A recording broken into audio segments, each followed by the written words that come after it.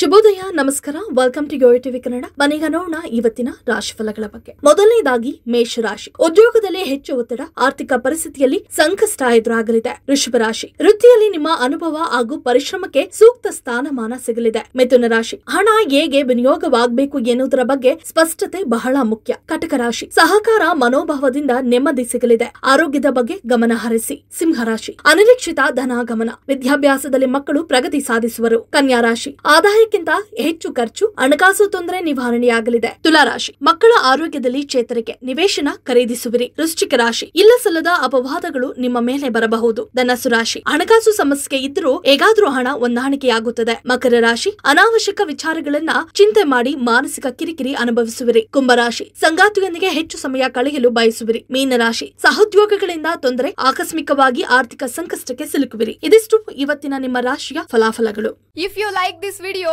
ಬೇಗ ಲೈಕ್ ಮಾಡಿ, ಕಾಮೆಂಟ್ ಮಾಡಿ, ಶೇರ್ ಮಾಡಿ ಹಾಗೂ ಯೋಯೋ ಟಿವಿ ಕನ್ನಡವನ್ನು ಸಬ್ಸ್ಕ್ರೈಬ್ ಮಾಡಿ.